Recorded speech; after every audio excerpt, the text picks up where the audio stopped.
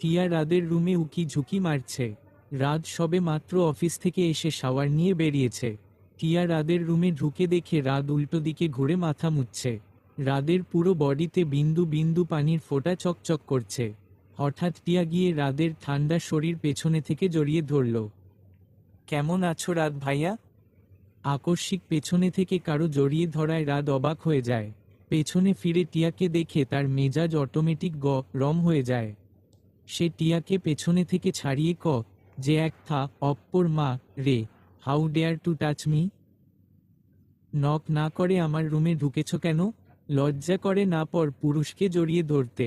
এইসব বলতে বলতে রাত জলদি গিয়ে টি শার্ট পরে নিল। রাত ভাইয়া তুমি আমাকে এল্প রমে রেছ। ইউ নো না how much I love you. কাঁদতে কাঁদতে এই মেয়ে আমার বিয়ে হয়ে গেছে তুমি জানো না? এমন লজ্জের মতো আমার পেছনে পড়ে আছো কেন? আর একবার তোমার এই অভদ্রতামি দেখলে আমি ভুলে যাব তুমি আমার কাজিন হও। Get out of my room, এক্ষুনি বেরিয়ে যাও। তুমি কেন আমাকে ভালোবাসো না রাত ভাইয়া? আমি ওই মেহেরের থেকে কোন দিক দিয়ে কম বলো? তুমি চাইলে আমি তোমার জন্য সব করতে পারি রাত ভাইয়া, সব। তুমি ওই মেহেরকে ছেড়ে দিয়ে আমাকে বিয়ে করে ফেলো। ওই মেহেরকে তুমি ডিভোর্স দিয়ে দে। ঠাসস। বাকি কথা শেষ হবার আগে আবারও অপ্পর পড়ল টিয়ার গালে। রাত এইবার চরম বেগে টিয়ার গালে অপ্পর রেছে। তাল সামলাতে না পেরে টিয়া ফ্লোরে পড়ে গেছে। সাহস কি করে হয় আমার পুতুলকে ডিভোর্স দেওয়ার কথা বলার? খুন করে ফেলবো আমি। আমার থেকে আমার পুতুলকে আলাদা করার কথা ভাবলে একেবারে মেরে ফেলবো। এই বলে রাত সাইড টেবিল থেকে ফ্লাওয়ার ভাজটা নিয়ে প্রচণ্ড জোরে আছাড় মা রে। টিয়া রাদের রাগ দেখে থরথর করে কাঁপছে। মেহের নিচে তার আম্মু আর বড়াম্মুর সাথে রাতের ডিনার রেডি করতে সাহায্য করছিল। ভাঙার শব্দ শুনে সবাই দৌড়ে উপরে চলে আসলো। সকলে উপরে এসে দেখে রাত প্রচণ্ড রেগে দাঁড়িয়ে আছে। টিয়া ফ্লোরে বসে গালে হাত দিয়ে কান্না করছে। টিয়ার মা দৌড়ে গিয়ে টিয়াকে ফ্লোর থেকে তুলে জড়িয়ে ধরল। রাত তার মাকে উদ্দেশ্য করে বলল, মা, এই মেয়েকে এখান থেকে যেতে বলো। একে আমার হচ্ছে না। এই মেয়ে তোমাকে রুম থেকে যেতে বলছি না আমি? এখনো যাচ্ছ না কেন? চিল্লিয়ে। তুই শান্ত হ বাবা। টিয়া কি করেছে? তুই এইভাবে রেগে আছিস কেন? মা ও আমার পুতুলকে ডিভোর্স দেওয়ার কথা বলেছে। ওর এত সাহস হয় কি করে আমার পুতুলকে আমার থেকে আলাদা করার কথা বলার? শুধু কেন পৃথিবীর কেউই আমার থেকে আমার পুতুলকে আলাদা করতে পারবে না? এমনকি পুতুল নিজেও না। বাবা তুমি এত রাগ করো না, মাথা ঠান্ডা করো। আসলে আমার মেয়েটা তোমাকে খুব ভালোবাসে তো তাই এই রকমটা বলেছে। আমি ওকে বুঝিয়ে বলবো। ও আর এমনটা বলবে না। মেহের বিস্মিত নয়নে তাকিয়ে রাতকে দেখছে। এর আগে শুধু শুনেছে রাত তাকে কতটা ভালোবাসে। আজ স্বচোখে দেখছে। সামান্য ডিভোর্স দেওয়ার কথা বলায় রাত ভাইয়া এতটা রিয়েক্ট করছে। টিয়ার মা টিয়াকে নিয়ে চলে যায়। একে সবাই রুম থেকে বের হয়ে যায়। দুদিন পর বাড়িতে বিয়ে, তাই এখন কোনো ঝামেলা হোক এইটা কেউই চায় না। সবাই চলে যাওয়ার পর মেহের বের হতে নিলে রাত ধমক দিয়ে বলল, তুই কোথায় যাচ্ছিস? মেহের আমতা আমতা করে বলল, নিচে। কেন? তোকে আমি যেতে বলেছি? না, আসলে। এতটা অবুঝ কেন তুই পুতুল? তুই কি কিছুই বুঝতে পারিস না? আমার সব সময় তোর সান্নিধ্য ভাল লাগে। তুই আমার আশেপাশে থাকলে ভাল লাগে। আমি অফিস থেকে ক্লান্ত হয়ে আসলে তোর মুখটা দেখতে ভাল লাগে। আমার সারাদিনের সব ক্লান্তি তোর সান্নিধ্যে এলে দূর হয়ে যায়। কেন বুঝতে পারিস না? তুই যেখানে তোর আমাকে জড়িয়ে ধরার কথা, সেখানে অন্য কেউ এসে আমাকে জড়িয়ে ধরছে। কেন পুতুল? সম্পর্কটা কি শুধু আমার কাছেই গুরুত্বপূর্ণ, তোর কাছে কিছুই না? তোর কি কোনো গুরুত্ব নেই এই সম্পর্কে? মেহের কিছু বলার আগেই রাত ঘর থেকে বেরিয়ে গেল। যাওয়ার আগে ঘরের দরজায় প্রচণ্ড জোরে ধা অক্কা মেরে গেছে। এইদিকে টিয়ার মা টিয়ার দুই গালে বরফ ঘষছে। আন্ডারস্কোর আহারে আমার টিয়া পাখিটা বেশি যোগ লছে। আমার টিয়া পাখির এই যে আম্মু বরফ ঘষে দিচ্ছি। সব ঠিক হয়ে যাবে। কিচ্ছু ঠিক হবে না আম্মু।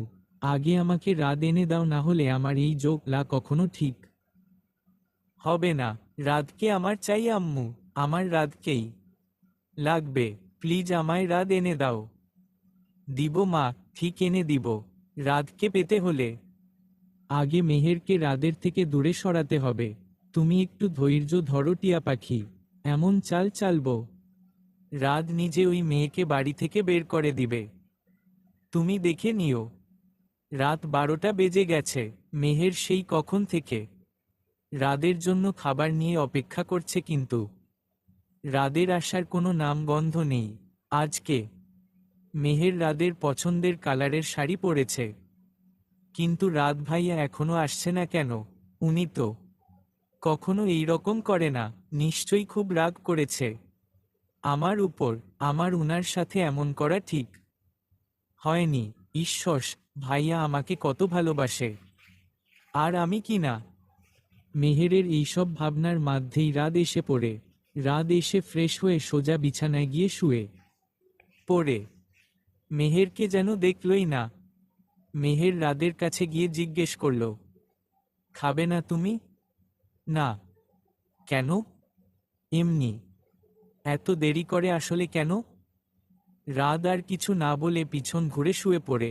বুঝা যাচ্ছে মেহেরের সাথে কথা বলতে সে এখন বিরক্ত।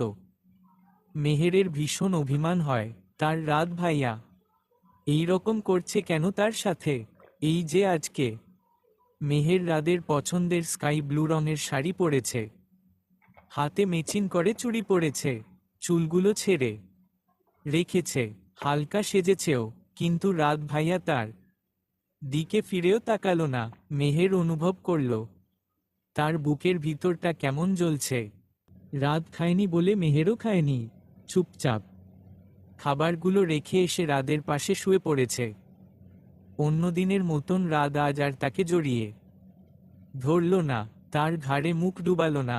রাদের হঠাৎ এমন আচরণে মেহেরের কষ্ট হয়, ভীষণ রকমের কষ্ট হয়। মেহেরের চোখ দিয়ে আপনা আপনি কয়েক ফোঁটা পানি গড়িয়ে পড়ে। সকাল সকাল ঘুম থেকে উঠে নাস্তা করেই সকলে মিলে তৈরি হচ্ছে আজ রুহির বিয়ের শপিং করতে যাবে সবাই।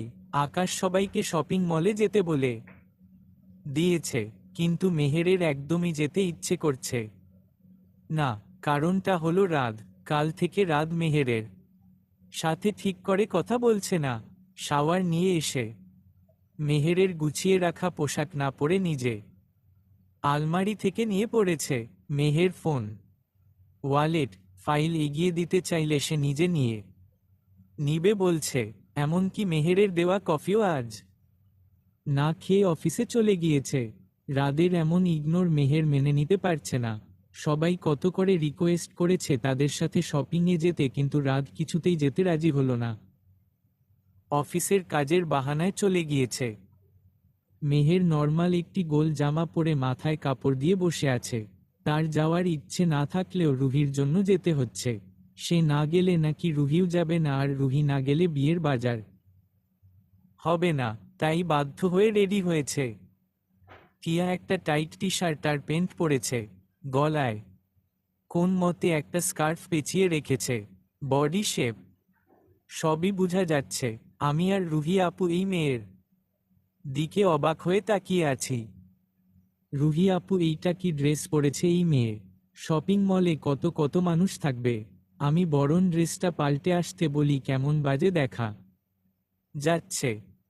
রুহি আপু আমার হাত ধরে আটকিয়ে দিয়ে বলল, থাক মেহু, ওর যা ইচ্ছা তাই পড়ে যাক। তুই বললেও তোর কথা শুনবে না।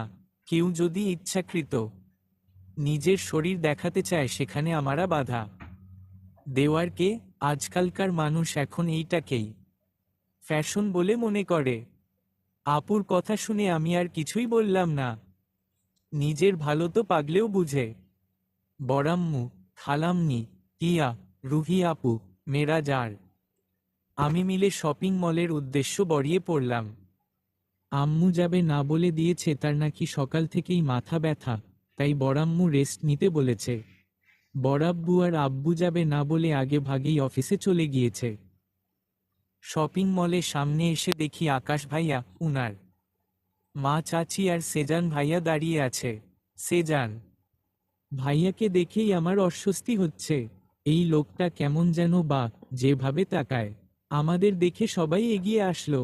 আকাশ ভাইয়া আমাকে জিজ্ঞেস করলো, কেমন আছো শালিকা? জি ভালো আছি ভাইয়া, আপনি কেমন আছেন? একদম। আরে আমার ছোট্ট শালাবাবু, যে কি অবস্থা আপনার? মেরাজকে কোলে নিয়ে বড়াম্মু, আকাশ ভাইয়ার আম্মু, চাচি ও বালাম্নি মিলে কথা বলতে বলতে শপিং মলের ভিতর ঢুকে গেলেন। সেজান ভাইয়া এতক্ষণে টিয়ার সাথে ভাব জমিয়ে ফেলেছে। আমার সাথে কথা বলতে এসেছিল, আমি না শোনার ভান ধরে রুহি আপুর হাত ধরে হাঁটতে লাগলাম। পিছনে আকাশ ভাইয়া মেরাজকে কোলে নিয়ে হাঁটছে আর ওর সাথে দুষ্টমি করছে।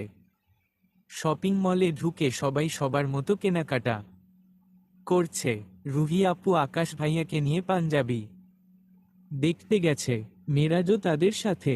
বড়াম্মু আমাকে ডেকে এইটা ওটা দেখাচ্ছে, নিব নাকি। আমার এইসব কিছুই দেখতে ভালো লাগছে না, তাই একা একাই শপিং মলটা ঘুরে দেখছিলাম। রাশ ভাইয়াকে অনেকগুলো কল দিয়েছি, উনি রিসিভ করেনি।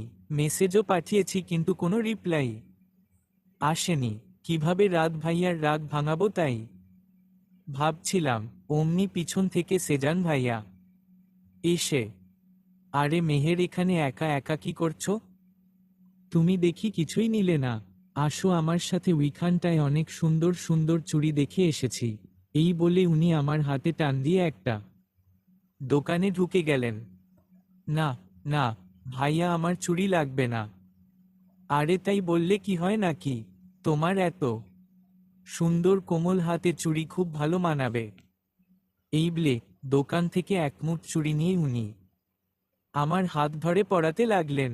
আমি হাত মুছড়ামুদ্ধরি করছি উনার হাত থেকে সরানোর জন্য, কিন্তু উনি খুব শক্ত করে আমার হাত ধরে রেখেছেন।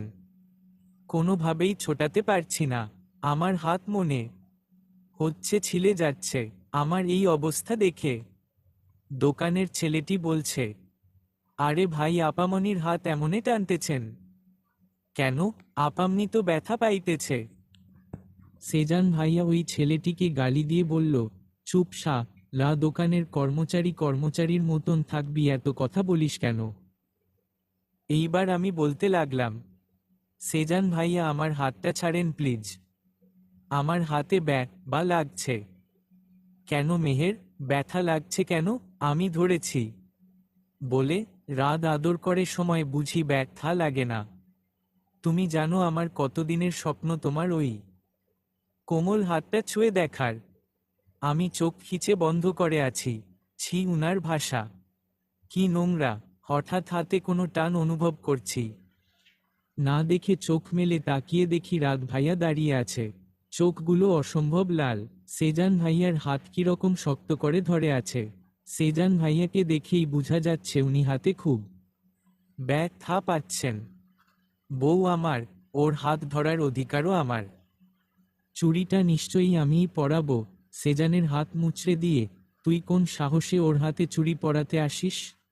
ওর হাত ধরার সাহস কি করে হয় তোর? চিল্লিয়ে হাতটা আরো জোরে মুচড়ে ধরে। সেজান এইবার ব্যথায় নীল হয়ে অস্ফুট শব্দ করে ফেলল, তোর ভাগ্য ভালো তুই আমার বোনের শ্বশুরবাড়ির লোক হোস, না হলে তোর এই হাত কেটে আমি গলায় ঝুলিয়ে দিতাম। এইটা শপিং মল বলে এইখানে ছোটখাটো একটা ভিড় জমে গেছে, তাই আমি আস্তে আস্তে রাত ভাইয়ার কাছে গিয়ে বললাম, ভাইয়া উনার হাতটা ছেড়ে দিন, এখানে খুব মানুষ জমে গেছে। এই কথা বলার সাথে সাথে উনি আমার দিকে এমন রক্ত চক্ষু নিয়ে তাকিয়েছেন যে সাথে সাথে আমার অন্তর আত্মা শুকিয়ে গিয়েছে। রাত ভাইয়া বজ্রকণ্ঠে বললেন। কেন, মায়া হচ্ছে তোর? ভাইয়ার এমন তাকানো আর রাগী ভয়েস শুনে আমি দুপা পিছিয়ে গেলাম। ভাইয়া সেজান ভাইয়াকে ঠেলা মেরে ছেড়ে দিয়ে বলেন, যা চোখের সামনে থেকে। সেজান নিজের হাত ডলতে ডলতে বলল, কাজটা তুই একদম ঠিক করলি না রাত, মনে রাখিস। এইটা বলে সেজান চলে গেল। টুলের উপর বসে আছি আর ভাইয়া আমার হাতে বরফ ঢলে দিচ্ছে। সেজান ভাইয়া আমার হাতের যেই জায়গাটুকু চেপে ধরেছিল ওই জায়গাটা একদম লাল হয়ে আছে, চুরির ঘে যা লেগে লেও গেছে খানিকটা। ভাইয়া এখন চুপচাপ আমার লা জায়গায় মলম লাগাতে ব্যস্ত, যেন এর থেকে গুরুত্বপূর্ণ কাজ ওনার আর দ্বিতীয়টি নেই। ভাইয়াকে দেখে বুঝাই যাচ্ছে ডিরেক্ট অফিস থেকে এখানে চলে এসেছে। ফ্যানের বাতাসে উনার সিল্কি চুলগুলো উড়ছে। এই ফর্মাল গেটআপে উনাকে কতটা আকর্ষণীয় লাগছে। ইচ্ছে করছে চুলগুলোতে হাত বুলিয়ে দেই, কিন্তু সব ইচ্ছে তো আর পূরণ করতে নেই। দেখা যাবে চুলে হাত দেওয়ার অপরাধে আমাকে না আবার মেরে দেন। দুদিন ধরে যেভাবে রেগে হয়ে আছেন বাপরে হহ। গাড়িতে বসে আছি, রাত ভাইয়া তখন আমাকে নিয়ে শপিং মল থেকে বেরিয়ে এসেছে। বড়াম্মু চলে যাবার কারণ জিজ্ঞেস করাই উনি বলেছে, আমার নাকি খুব মাথা ব্যথা করছে, তাই আমাকে নিয়ে বাসায় চলে যাচ্ছে। আর এইদিকে আমার মাথা ব্যথা, অথচ আমি জানি না। বড়াম্মুর সাথে আসতে চাইলে রাত ভাইয়া বারণ করে দিয়েছে, ওরা যেন ধীরস্থিরে শপিং করে বাসায় চলে যায়। আকাশ ভাইয়া বলেছে উনি নিজ দায়িত্বে সবাইকে বাসায় পৌঁছে দিবে। তোকে আমি সেজানের সামনে যেতে বারণ করেছিলাম না, কেন গেলি? জানালার বাইরে তাকিয়েছিলাম রাত ভাইয়ার প্রশ্ন শুনে উনার দিকে ফিরে তাকাই। আমি যাইনি, সেজান ভাইয়াই এসেছে আমার সামনে। শাট আপ, তুই সকলের সাথে থাকলে সেজান এই কাজ করার সাহস কখনোই পেত না। ওইদিকে একা একা কি করছিলি তুই? মা, রুহি, আকাশ ওদের সাথে থাকতে পারিসনি? আর কত যা লাবি আমায়। আমি আর কিছু বললাম না, এমনিতেই রেগে আছে, কিছু বললে আমাকে না আবার গাড়ি থেকে ঠেলে ফেলে দেয়। চলবে। অহনা আক্তার।